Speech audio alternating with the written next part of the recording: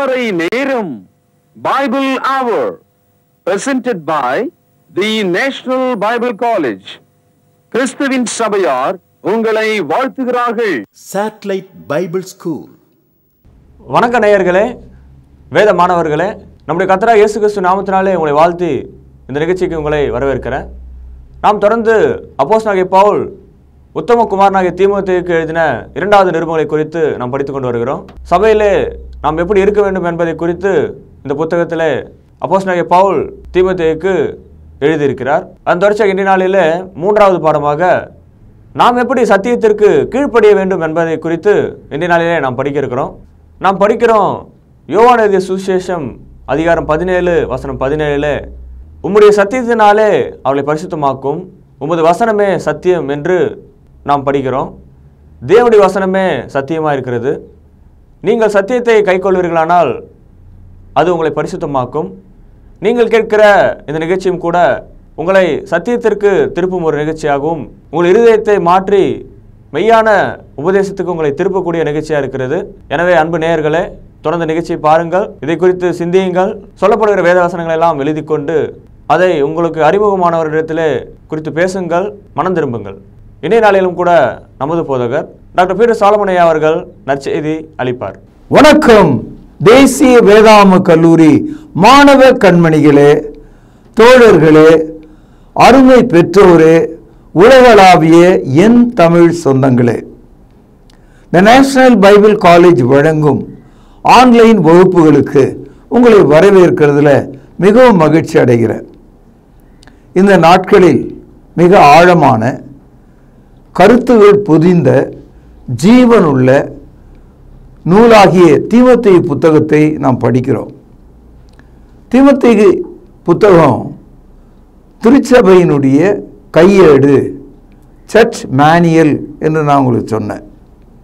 இந்த புத்தகத்தை படித்துவிட்டு சபையை நாம் பார்க்க வேண்டும், சபையை திருத்த வேண்டும், சபைக்குள் நாம் வாழ வேண்டும்.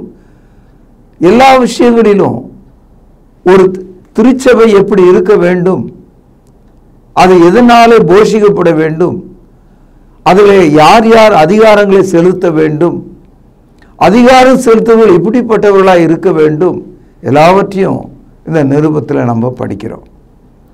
இன்னைக்கு மிக குழப்பமான ஒரு காரியம் அது என்னன்னா, கிறிஸ்தவ சபைகள் மத்தியில் 2 பெரிய பிரிவு. ஒன்று மார்க்கம், இது 33வது ஆண்டு எருசலேம் நகரத்தில் தொடங்கின சபையை பற்றிய வரலாறு. இன்னொன்று கிறிஸ்தவ மதம், இது 325 வாடிகன் நகரத்தில் ரோமாபுரியில் தொடங்கின ஒரு மதம். இதை தொடர்ந்து எல்லா மதங்களும் உருவாயிருக்கிறத நீங்கள் பார்க்கலாம்.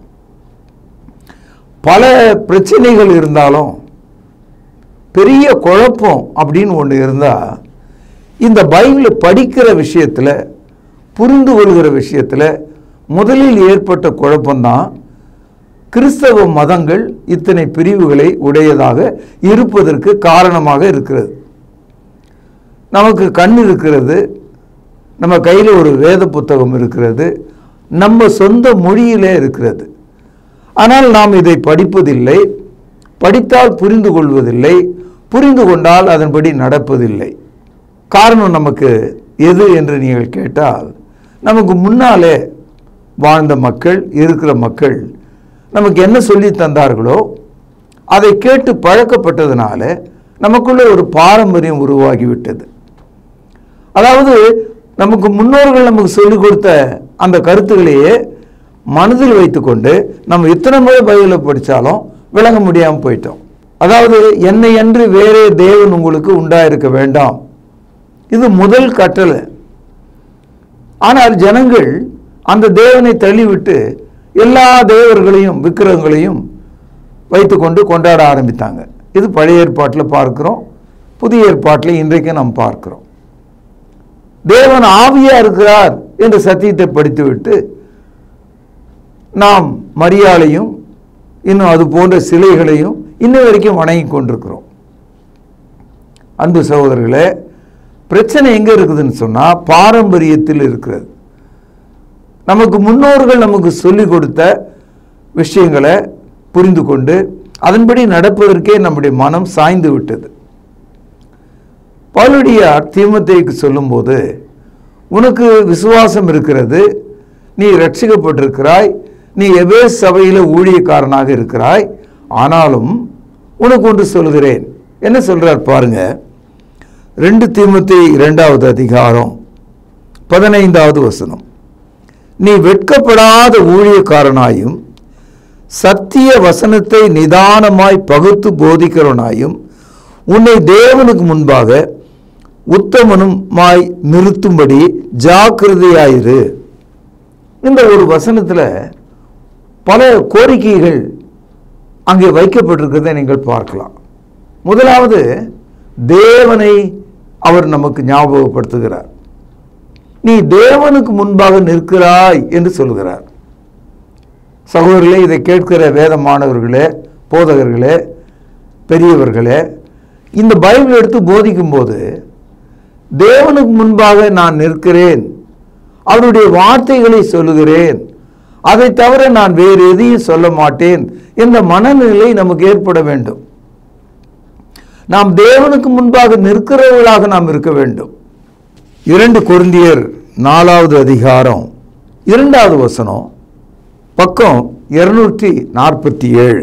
வெட்கமான அந்தரங்க காரியங்களை நாங்கள் வெறுத்து, கவனிங்க, தந்திரமாய் நடவாமலும், கவனிங்க, தேவ வசனத்தை புரட்டாமலும் சத்தியத்தை வெளிப்படுத்துகிறதுனாலே, கவனிங்கள், தேவனுக்கு முன்பாக எல்லா மனுஷருடைய மனசாட்சிக்கும் எங்களை உத்தமர் என்று விளங்க பண்ணுகிறோம்.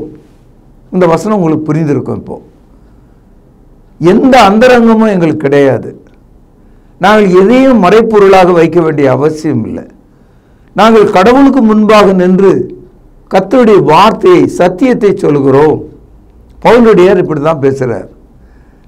இன்னைக்கு சபைகளில் உள்ள அனைத்து போதகர்களும் இப்படி பேசினால் எல்லா சபைகளும் மார்க்கமாக சத்தியத்தின்படி நடக்கிறவர்களாக, தேவ பிள்ளைகளாக நீங்கள் இருக்க முடியும். முதலாவது, நீங்கள் பேச ஆரம்பிக்கும் போது, வசனத்தை சொல்லும்போது தேவனுக்கு முன்பாக இருக்கிறீர்கள். உங்களுக்கென்று ஒரு அந்தரங்கம் இல்லை, உங்களுக்கென்று ஒரு மறைப்பொருள் இல்லை. You speak the truth in the presence of God. சகோதரி, இது விளங்குச்சா உங்களுக்கு? புரியல உங்களுக்கு? இது விளங்கிடுச்சுன்னா புதிய ஏற்பாட்டை நம்ம எப்படி படிக்கலாம் அப்படின்றத நம்ம புரிஞ்சுக்கலாம். இப்போ இந்த பைபிள் 66 புத்தகங்கள், பழைய ஏற்பாட்டில் 39, புதிய ஏற்பாட்டில் 27. பகுத்து படிக்கணும்னா பழைய ஏற்பாடுனா என்ன, புதிய ஏற்பாடுனா என்ன? சரி, புதிய ஏற்பாட்டு காலத்தில் இயேசு கிறிஸ்துவனுடைய சிலுவைக்கு முன்பகுதி, இயேசு கிறிஸ்துவனுடைய சிலுவைக்கு பின்பகுதி. அதே போல சபை காலம் என்று எடுத்தால் அப்போஸ்தலர் நடபடிகள் 2ஆம் அதிகாரத்துக்கு முன்பகுதி, அப்போஸ்தலர் நடபடிகள் 2ஆம் அதிகாரத்துக்கு பின்பகுதி.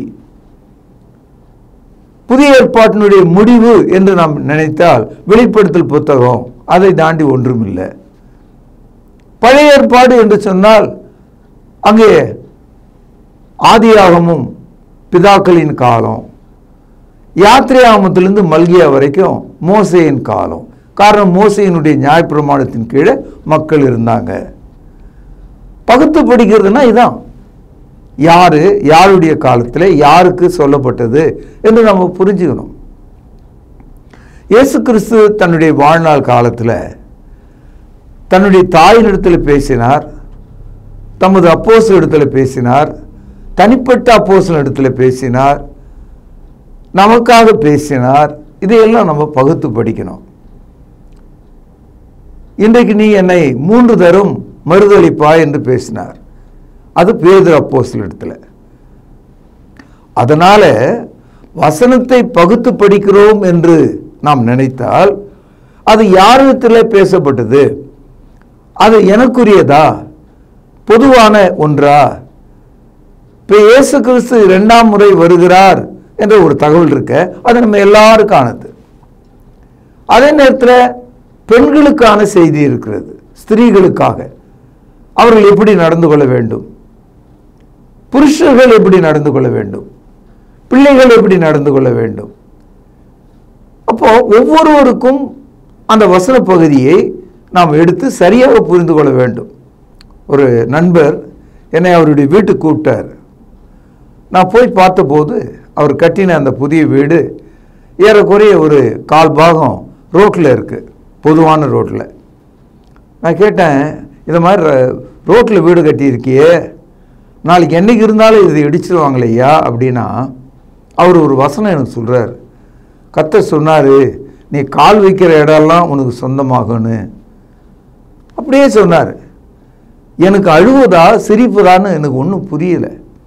இஸ்ரவேல் ஜனங்களுக்கு, எகிப்திலிருந்து புறப்பட்டவர்களுக்கு கானான் தேசம் அவர்கள் கால் வைத்த தேசம், அவர்கள் கால் வைக்கும் தேசம் அவர்களுடையது என்று தேவன் சொன்னார். இந்த வசனத்தை எடுத்துட்டு வந்து அரசாங்கத்தினுடைய ரோட்டில் வீடு கட்டிட்டு கால் வைக்கும் தேசம்லாம் எனக்குன்னு சொன்னார். புரியுதா இப்போ உங்களுக்கு? இப்படி தான் முரட்டுத்தனமான மக்களை நாம் சந்திக்கிறோம், போதகர்களை நம்ம சந்திக்கிறோம், சபையாரை நாம் சந்திக்கிறோம். இன்னைக்கு நாம் படித்த அந்த வசனம் கவனிங்க. நீ வெட்கப்படாத ஊழியக்காரனாயும். எப்போ நீங்கள் சத்தியத்தை தப்பாக மாற்றி சொல்கிறீங்களோ நீங்கள் வெட்கப்பட்டு போவீங்க. நான் பரலோகத்துக்கு போனேன், எனக்கு பல்கலைக்கழகம் கட்டுவதற்கான அந்த டிராயிங்கை கடவுள் காண்பித்தார், அதுக்கு திறப்புழா செய்வதற்கான தங்க சாவியை காண்பித்தாருன்னு ஒரு ஊழியக்காரர் சொன்னார். அவங்க பிள்ளை இன்னைக்கு இருக்கார். இதே மாதிரி சொல்லிக்கிட்டு இருக்கிற மனிதர்களை நம்ம எப்போ பார்த்துக்கிட்டே இருக்கோம். இவர்கள் வெட்கப்பட்டு போக வேண்டிய ஊழியர்கள். காரணம், தேவனுடைய வசனத்தை தனிப்பட்ட வகையில் தங்களுடைய கனவுகளாக, தரிசனங்களாக பொய்யாக சொல்ல ஆரம்பிச்சிட்டாங்க. எல்லாம் சுரண்ட ஆரம்பிச்சிட்டாங்க. இன்ன வரைக்கும் மக்கள் இப்படியே தான் போயிட்டு இருக்காங்க. நீ வெட்கப்படாத ஊழியக்காரனாயும், அடுத்து கவனிங்க, சத்திய வசனத்தை நிதானமாய் பகுத்து போதிக்கிறவனாயும். இப்போ சத்திய வசனம் அப்படின்னா புதிய ஏற்பாடு. யோவான் 8வது அதிகாரம் 32வது வசனத்தில் படிக்கிறோம், சத்தியத்தையும் அறிவீர்கள், சத்தியம் உங்களை விடுதலையாக்கும். யோவான் 14:6 படிக்கிறோம், நானே வழியும் சத்தியமும் ஜீவனுமாய் இருக்கிறேன், என்னாலே அன்றி ஒருவனும் பிதாவினிடத்தில் வாரான். யோவான் எழுதிய சுவிசேஷம் 17வது அதிகாரம் 17வது வசனத்தில் படிக்கிறோம், உம்முடைய வசனம் சத்தியமா இருக்கிறது, அதனாலே அவர்களை பரிசுத்தமாக்கும் என்று சொல்லுகிறார். ஆக சத்தியம் விடுதலையாக்குகிறது, சத்தியம் நமக்கு வழியை காண்பிக்கிறது, சத்தியம் நம்மை பரிசுத்தமாக்குகிறது. ஆக சத்திய வசனத்தை நிதானமாய், நிதானம்னா என்ன அர்த்தம்? இப்படி சொன்னால் உங்களுக்கு விளங்கும். நிதானம் இல்லைன்னா என்ன அர்த்தம்? இப்போ பஸ் ஓட்டிக்கிட்டு இருக்கிற டிரைவர் நிதானம் இல்லைன்னா என்ன ஆகும்? பெரிய ஆபத்து உண்டாகும், உயிர் சேதம் உண்டாகும். நிதானம்னா என்ன அர்த்தம்னா, பொறுமையும் அறிவையும் உடைய ஒரு மக்களாக இருக்கணும், தாழ்மை உடைய மக்களாக இருக்கணும். நிதானம் இல்லாத மனிதன் முட்டி மோதி சாக வேண்டியதுதான். நிதானம் இல்லாத ஒரு ஊழியக்காரர் தன் வாயின் வார்த்தையினால தாறுமாறாக பேச ஆரம்பிச்சிருவார். இல்லாத பொல்லாத வசனங்களை எல்லாம் ஒன்றா சேர்த்து அதை கெடுக்கக்கூடியவராக மாறிவிடுவார். பழைய ரசத்தை நீங்கள் பழைய துருத்தில் வைக்கணும், புதிய ரசத்தை புதிய துருத்தில் வைக்கணும். பழைய துணியோடு புதிய துணியை இணைக்க முடியாது, இணைத்தால் துணி கிழிந்து போய்விடும். ஆகவே பகுத்து படித்தல் என்று சொன்னால் அது ஒரு முக்கியமான வார்த்தை. இங்கிலீஷில் ரைட்லி டிவைடிங் என்று வந்திருக்கிறது. ஆனால் மூல மொழியில் எப்படி இருக்குன்னா ரைட்லி டிசெக்டிங் என்று ஒரு வார்த்தை இருக்கு. இப்போல்லாம் குழந்தைங்க பெரியவங்கெல்லாம் நம்ம இந்த பீஸான்றதை வாங்கி சாப்பிட்றோம். இந்த பீஸாவை நீங்கள் பார்த்தீங்கன்னா சிறிய 6 துண்டை வெட்டியிருப்பாங்க. அந்த மாதிரி வெட்டுவதற்கான ஒரு கருவி இருக்குது, அதை சக்கரம் போல் இருக்கும், அதை அப்படியே தள்ளி கட் பண்ணுவாங்க. கரெக்டாக 6 பீஸ் இருக்கும். நீங்கள் இறைச்சி கடையில் போனீங்கன்னா ஆட்டினுடைய தலையை வெட்டி எடுத்துட்டு தோலை உரிச்சிட்டு அந்த கடைக்காரர் அந்த உடலை எவ்வளோ அழகாக வெட்டுறாருன்னு பார்த்தீங்கன்னா உங்களுக்கு ரொம்ப ஆச்சரியமாக இருக்கும். எங்கேருந்து எப்படி ஆரம்பிக்கணும், அந்த வெட்டை எங்கே தொடங்கணும், வேஸ்ட் இல்லாமல் எப்படி வெட்டணும், கடைசியில் பார்த்தீங்கன்னா அந்த தொங்குகிற அந்த இறைச்சியில் எலும்புகள் மேல் உள்ள முழு கறியை அழகாக வெட்டி எடுத்துருவார். அவ்வளோ கரெக்டாக கட் பண்ணுவார். உங்களுக்கே ஆச்சரியமாக இருக்கும். இதனால்தான் பகுத்து படித்தல் என்பது என்னன்னா, வசனத்தை எப்படி படிக்கணுமோ அப்படி படிக்கணும். அப்போஸ்தலர் நமக்கு சொல்லிக் கொடுத்த முறைமையின்படி படிக்கணும். பழைய ஏற்பாட்டு காலத்தில் பலி செலுத்துகிறவர்கள் பலி ஆட்டை ஆசாரியனிடத்தில் கொண்டு வந்தா ஆசாரியன் முதலாவது தன்னுடைய கையை அந்த பலியின் மீது வைத்து பிறகு அதை வெட்டி தோல் உரித்து துண்டாக்கி அதை பலிபீடத்தின் மீது வைத்து தீயினால் கருக்குவான், எரிப்பான். அவ்விதமாக தேவனுடைய வசனத்தை சரியாக டிஸ்ட்ராக்டிங் பண்ண வேண்டும், ரைட்லி டிவைட் பண்ண வேண்டும், சரியாக அதை பகுத்து போதிக்க வேண்டும். இயேசுவை காட்டி கொடுக்க போன யூதாஸ் காரியத்துக்கிட்ட இயேசு சொன்னார், நீ செய்வதை சீக்கிரமாக போய் செய்யன். அந்த வசனத்தை அவனுக்கு தான் சொன்னார். சகோதரர்களே, நாம் எதை எடுத்து போதிக்கிறோம்? சத்தியத்தை எடுத்து போதிக்கிறோம். யாருக்கு முன்பாக போதிக்கிறோம்? தேவனுக்கு முன்பாக போதிக்கிறோம். அப்படி நாம் போதிக்கும் போது நான் கெட்டு போகக்கூடாது, நான் வெட்கப்பட்டு போகக்கூடாது, நான் நரகத்துக்கு போகக்கூடாது. இந்த எண்ணத்தில் நீங்கள் போதிக்க வேண்டும். பாருங்கள், நீ வெட்கப்படாத ஊழியக்காரனாயும் சத்திய வசனத்தை கவனிங்க நிதானமாய் பகுத்து. பகுத்து என்ற வார்த்தைக்கும் பிரித்து என்ற வார்த்தைக்கும் ரொம்ப பெரிய வித்தியாசம் இல்லை. இந்த பகுத்து என்ற வார்த்தை எதுனா, நம்ம தாய்மார்கள் வீட்டில் அரிசியில் இருக்கிற கல்லை பகுத்து எடுப்பார்கள். முறத்தால் அதை தட்டி தூசிகளை நீக்கி கழிவுகளை நீக்கி அரிசியை தனியாக சேர்ப்பார்கள். பகுக்கிறது. கீழே விழுந்து விட்ட ஒரு பொருளை நாம் சேர்க்கும்போது மண்ணோடு எடுத்து வைத்துக் கொள்வதில்லை, பகுத்து எடுக்கிறோம். அது மாதிரி சகோதரர்களே, சத்திய வசனத்தை நிதானமாக பகுத்து போதிக்கணும். 3 கேள்விகளை நான் உங்களுக்கு சொல்கிறேன். புதிய ஏற்பாட்டை கையில் வைத்துக்கொண்டு ஒரு கேள்வி நம்ம கேட்கணும்.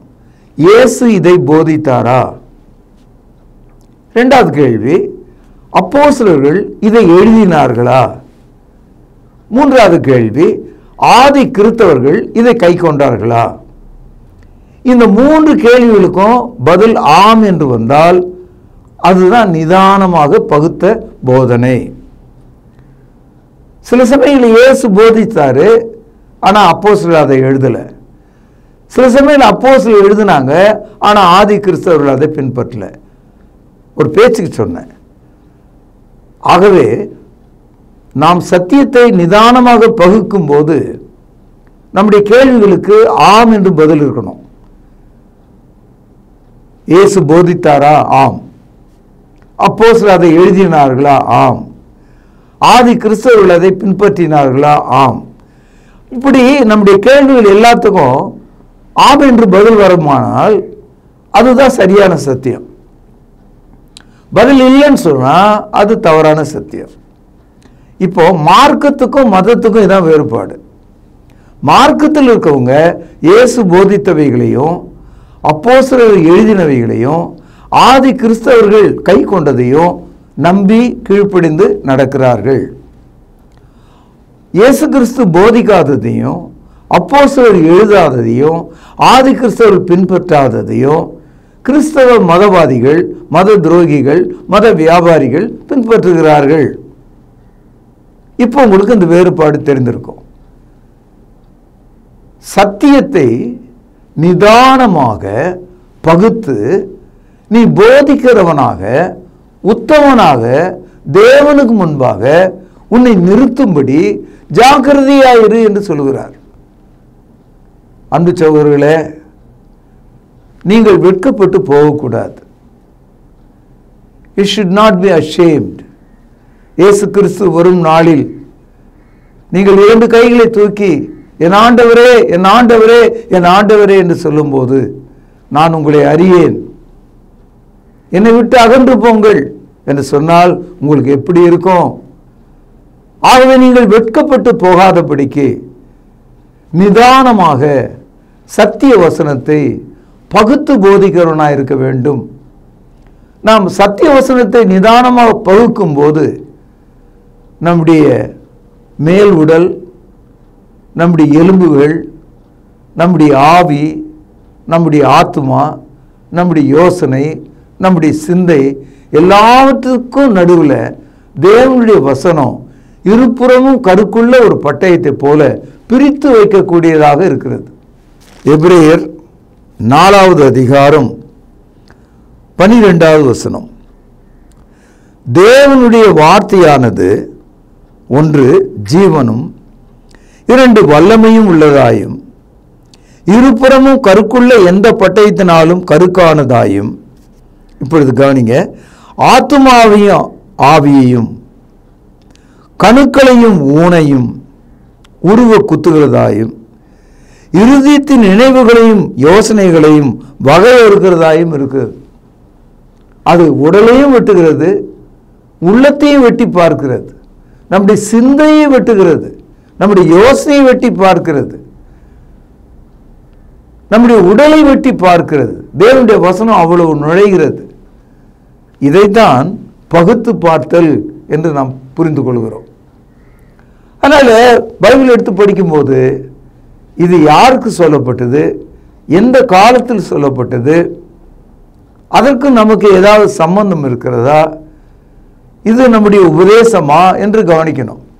என்ன நிறைய பேர் கேட்குறாங்க, அது என்னங்க புதிய ஏற்பாட்டு கிறிஸ்துவின் சபைன்னு சொல்றீங்க, வேற என்ன சொல்லணும்? பழைய ஏற்பாட்டு கிறிஸ்துவின் சபைன்னு சொல்லலாமா? அது என்னங்க கிறிஸ்துவின் சபைன்னு சொல்றீங்க, நாங்கள் கத்தோலிக்க சபைன்னு சொல்லுவோம். நீங்கள் சொல்லுங்க. ஆனால் பைபிள் அந்த மாதிரி போடலையே. பைபிள் என்ன போட்டிருக்கோ அதை நம்ம சொல்கிறோம். உலகம் முழுவதும் கிறிஸ்டின் சபை அப்படின்னு சொன்னால் அடையாளம் இல்லாமல் போயிடுமே அப்படின்னு ஒருத்தர் என்கிட்ட கேட்டார். அப்படியெல்லாம் கிடையாது. உலகம் முழுவதும் மனிதர்கள் இருந்தாலும் 800 கோடி மனிதர்கள் உலகம் முழுவதும் இன்னைக்கு இருக்கிறாங்க. ஆனால் ஒவ்வொருவருக்கும் ஒரு பேரும் ஒரு அடையாளமும் அவருடைய இடமும் போஸ்டல் அட்ரஸ் இருக்கு. அதனால் எபேசில் கூடுனா எபேசு சபை, கொலோசில் கூடுனா கொலோசிய கிறிஸ்டின் சபை, ரோமாபுரியில் கூடுனா ரோமாபுரி கிறிஸ்டின் சபை, துரோவாவில் கூடுனா துரோவாவில் கூடி வருகிற கிறிஸ்டின் சபை. வெளிப்படுத்தல் 2வது அதிகாரம் 3வது அதிகாரத்தில் 7 சபைகளை குறித்து நாம் படிக்கிறோம். ஒவ்வொன்றும் ஒரு ஊர் பேர் தானே அது. ஆனால் சபையெல்லாம் ஒன்று தான், உபதேசம்லாம் ஒன்று தான், பேரெல்லாம் ஒன்று தான். எபேசுவில் கூடுகிற கிறிஸ்டின் சபை. ஆதாமிலிருந்து வந்த எல்லா மனிதர்களும் மனிதர்கள் தான். ஆனால் நம்ம ஒவ்வொருவருக்கும் ஒரு பேர் இருக்கும், அது நம்முடைய தனிப்பட்ட அடையாளம். இன் common we are derived from Adam. அதே போல நாம் இயேசு கிறிஸ்துவினுடைய உபதேசத்திலிருந்து வந்தவர்கள். அப்போஸ்தலர் நடபடிகள் 11வது அதிகாரம் 26வது வசனத்தில் இயேசு கிறிஸ்துவினுடைய சீஷர்களை கிரேக்கர்கள் முதலாக கிறிஸ்தவர்கள் என்று அழைத்தார்கள் என்று நாம் படிக்கிறோம். அதனால தான் நாம் அனைவரும் கிறிஸ்தவர்கள் என்று அறியப்படுகிறோம். 1 பேதுரு 4ஆம் அதிகாரம் 16வது வசனத்தில் படிக்கிறோம், ஒருவன் கிறிஸ்தவனாக இருக்கிறதுனால பாடுபட்டால் தேவனை மகிமைப்படுத்த கடவன் என்று நாம் படிக்கிறோம். ஒரு கேள்வி, பெயரில் என்ன இருக்கிறது? பெயரோடு தான் உங்களுடைய உபதேசம் இருக்கிறது. பெயரில் என்ன இருக்குதுன்னு கேட்குறீங்க. அது புத்திசாலித்தனமான கேள்வி இல்லை. காரணம், அந்த பெயரை நீங்கள் பார்த்தீங்கன்னா பெயரில் என்ன இருக்கிறது? கத்தோலிக்கம் இருக்கிறது, விக்கிரக வழிபாடுகள் இருக்கிறது, பைத்தியத்தனமான போதனைகள் இருக்கிறது, கள்ள தீர்க்க தரிசனங்கள் இருக்கிறது. பேரில் என்ன இருக்கிறது? என்ற ஒருத்தர் வந்தார், சபையின் பெயர் என்னன்னு கேட்டேன், சைபால்னு சொன்னார். நான் அதிர்ந்து போயிட்டு, ரொம்ப காலமாக மனிதர்கள் மத்தியில் இந்த தேம்பல் படை போன்றவைகளுக்கு பூசுவார்களே, அந்த களிம்பா கிரீமா அப்படின்னு கேட்டேன். அது இல்லை. அப்போ எப்படி இதை சைபால்னு சொன்னீங்கன்னு அவர் ஏதோ சொல்கிறார். சவுத் இந்தியா பைபிள், அந்த மாதிரி ஒரு எழுத்துக்கும் ஒரு அர்த்தம் சொல்லிட்டே போனார். சகோதரர்கள் ரொம்ப கஷ்டப்பட்டு பேர் வச்சுட்டாங்க சபைக்கு. கிறிஸ்துவின் சபையார் உங்களை வாழ்த்துகிறார்கள் என்று ரோமர் 16வது அதிகாரம் 16வது வசனத்தில் படிக்கிறோம். அதனால் தான் நம்ம பகுத்து படிக்கிறதுனால, நிதானமாக பகுத்து படிக்கிறதுனால, தேவனுக்கு முன்பாக உத்தமனாக நிறுத்தும்படி நம்மை பகுத்து படிக்கிறதுனால, வெட்கப்படாத ஊழியக்காரனாக நாம் பகுத்து படிக்கிறதுனால இப்படி போதிக்கிறோம். சகோதரர்களே, உலகம் முழுதும் உள்ள கிறிஸ்தவர்கள் ஒரே கருத்தை, ஒரே போதனையை, ஒரே நம்பிக்கையை வெளியிட்டால் இந்த உலகம் எப்பொழுதும் கிறிஸ்தவர்களாக மாறி இருப்பாங்க. ஒரு முறை காந்தியின் இடத்துல இந்த நாடு ஏன் கிறிஸ்தவர்களாக மாறவில்லை என்று கேட்டபோது, கிறிஸ்தவர்கள் மத்தியில் ஒரே உபதேசம் இல்லை என்று அவர் சொல்லிட்டார். அது உண்மைதான். 1 கொரிந்தியர் 2வது அதிகாரம் 12 வாசிக்கிற புரிந்து கொள்ளுங்கள். நாங்களோ உலகத்தின் ஆவியை பெறாமல் தேவனால் உங்களுக்கு அருளப்பட்டவைகளை அறியும்படிக்கு தேவனிடத்திலிருந்து புறப்படுகிற ஆவியையே பெற்றோம். முதலாவது, வேத வசனத்தை பகுத்து போதிப்பதற்கு நம்முடைய சொந்த ஆவியை நாம் பயன்படுத்தக்கூடாது. தேவன் நமக்கு தந்த பரிசுத்த ஆவியை பயன்படுத்தணும். பரிசுத்த ஆவிக்குரிய மக்களாக நாம் இருக்கணும். பரிசுத்த ஆவினாலே நாம் தேவ வசனத்தை படிக்க வேண்டும். கவனிங்க 13வது வசனம். அவைகளை நாங்கள் மனுஷ ஞானம் போதிக்கிற வார்த்தைகளாலே பேசாமல் பரிசுத்த ஆவி போதிக்கிற வார்த்தைகளாலேயே பேசி ஆவிக்குரியவைகளை ஆவிக்குரியவைகளோடு சம்பந்தப்படுத்தி காண்பிக்கிறோம். இங்கிலீஷில் கம்பேர்ன்னு சொல்லுவாங்க. சம்பந்தப்படுத்துவது, ஒன்னோடு ஒன்று ஜதைப்படுத்துவது. கணவன் மனைவி சரியான வார்த்தை தான். ஆனால் இந்த கணவன் மனைவி என்ற இந்த வார்த்தையை எதுக்கு உதாரணமாக சொல்லணுமோ அதுக்கு தான் சொல்லணும். தேவனுக்கும் கிறிஸ்துவுக்கும் உள்ள உறவை கணவன் மனைவியாக நாம் பேச முடியாது. கிறிஸ்துவுக்கும் பரிசுத்த ஆவிக்கும் உள்ள உறவை கணவன் மனைவி உறவாக பேச முடியாது. ஒரு புத்திசாலி சொல்றாரு, husband and wife they are one in flush, so also Christ and the spirit they are one அப்படின்னு சொன்னார். அப்படி இல்லை, அது மாம்சத்துக்குரிய அறிவு. நீங்கள் மாம்சத்துக்குரிய அறிவினால தேவனை அப்படி பார்க்குறீங்க. ஆவிக்குரியவைகளை ஆவிக்குரியவைகளோடு தான் சம்பந்தப்படுத்தி பேசணும். மாம்சத்துக்குரியவைகளை மாம்சத்துக்குரியவைகளோடு தான் சம்பந்தப்படுத்தி பேசணும். அதனால தான் நாம் புதிய ஏற்பாட்டை எடுத்து போதிக்கும் போது ராமாயணத்திலிருந்தோ திருக்குறளிலிருந்தோ வேறு எந்த புத்தகத்திலிருந்தோ ஒரு உபமானங்களையோ கதைகளையோ நாம் நியாயப்படுத்துவதில்லை. ஆவிக்குரியவைகளாகிய சத்திய வசனத்தை கொண்டே சத்திய வசனத்தை எடுத்து போதிக்கிறோம். இப்படியெல்லாம் நான் உங்களுக்கு சொல்லும்போது பைத்தியமாகவும் கோபமாகவும் எரிச்சலாகவும் இருக்கும். வேதம் என்ன சொல்லுதுன்னா, இதை நீங்கள் ஒத்துக்கலைன்னா நீங்கள் ஜென்ம சுவாபமான மனிதன், you are a physical man, you never understand the spiritual மேட்டர்னு சொல்லுது. பாருங்க 14வது வசனம். ஜென்ம சுவாபமான மனுஷனோ தேவனுடைய ஆவிக்குரியவைகளை ஏற்றுக்கொள்ளான். அப்படின்னா ஏற்றுக்கொள்ள மாட்டான். ஜென்ம சுவாபமான மனுஷனோ தேவனுடைய ஆவிக்குரியவைகளை ஏற்றுக்கொள்ளான். அவைகள் அவனுக்கு பைத்தியமாக தோன்றும். அவைகள் ஆவிக்கேற்ற பிரகாரமாய் ஆராய்ந்து நிதானிக்கப்படுகிறவைகளால் அவைகளை அறியவும் மாட்டான்.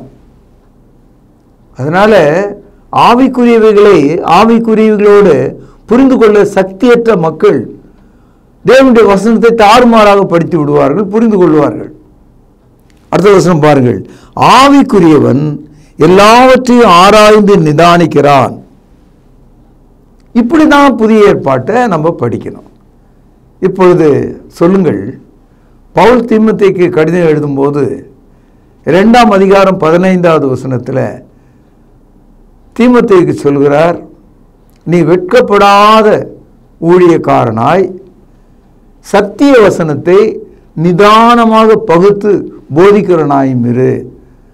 உன்னை தேவனுக்கு முன்பாக உத்தமனாய் இருக்கும்படி ஜாக்கிரதையாயிரு. இவ்வளோ பெரிய லோடை, இவ்வளோ பெரிய செய்தியை, இவ்வளோ பெரிய விவரத்தை நம்ம படித்து விட்டு இந்த பைபிளை நமக்கு விரும்பினபடியெல்லாம் தாறுமாறாக நீங்கள் சொல்லலாமா? இப்போது நிறைய பேர் ஒரு உதாரணம் சொல்கிறாங்க. தாவீது நடனம் ஆடினா அதனால் நாங்கள் சபையில் நடனம் ஆடுறாங்க. தாவீது நடனம் ஆடினா ஆகவே நாங்கள் சபையில் நடனம் ஆடுகிறோம். ஆடுங்க. புதிய ஏற்பாட்டில் அப்போஸ்தலர்களோ ஆதி கிறிஸ்தவர்களோ நடனம் ஆடினார்களா? இப்படி பார்க்கணும். தாவீது தெருவில் ஆடினான், ஒரே தடவை ஒரு நாள் ஆடினான். அதை நீ உதாரணமாக எடுத்துட்டு வர முடியாது. இப்போ புரியுதா உங்களுக்கு? உங்களை சுற்றி என்ன நடக்குதுன்னு? என் அன்பு சகோதரர்களே, இதையெல்லாம் நீங்கள் யோசிக்கணும். சத்திய வசனத்தை நிதானமாக பகுத்து போதிக்கிற மனிதன் உத்தமமாக தேவனு முன்பாக நிற்கிறான். இந்த செய்தி வலுவானது, பூரணமானது, மிக அவசியமானது. இது திருச்சபையை அடையாளம் காட்டக்கூடியது. இதனுடைய தொடர்ச்சியை நாளை நாம் சந்திக்கலாம், கேட்கலாம். பிரார்த்தனை செய்வோம். அன்பான தகப்பனே, மிக விவரமான பாடத்தை நாங்கள் இன்று கேட்டோம். எங்கள் இருதயம் நடுங்குகிறது. நாங்கள் மிக தொலைவிலே இருக்கிறதாக நாங்கள் உணர்கிறோம். எங்களை அருகிலே சேர்த்து கொள்ளும். ஆவிக்குரியவன் எல்லாவற்றையும் ஆராய்ந்து நிதானிக்கிறான் என்று நாங்கள் புரிந்து கொள்ள உதவி செய்தரலும். எங்கள் பாவ குற்றங்களை மன்னியும். ஆண்டவர் இயேசுவின் நாமத்திலே ஜெபம் கேளும் பிதாவே, ஆமென். அன்பானவர்களே, புதிய ஏற்பாட்டு தொழுகைக்கு திரும்புங்கள். இடம் YMCA வளாகம், ஹைகோர்ட் எதிரில், பிரதி ஞாயிறு காலை 11 மணி அளவில் அன்புடன் அழைக்கிறோம். Come and worship with us every Sunday at 11 AM, YMCA Hall, opposite High Court, Parish Corner. கர்த்தாவே, தேவர்களில் உமக்கு பானவர் யார்? வானத்திலும் பூமியிலும் உமக்கு பானவர் யார்? உமக்கு பானவர் யார்? உமக்கு பானவர் யார்? வானத்திலும் பூமியிலும் உமக்கு பானவர் யார்? வானத்திலும் பூமியிலும் உமக்கு பானவர் யார்? தொடர்பு கொள்ள வேண்டிய முகவரி: திருமறை நேரம், 58 சர்ச் தெரு, குமரன் நகர், சென்னை 6,82,000. தொலைபேசி எண் 044255008882. செல்போன் 9385500882.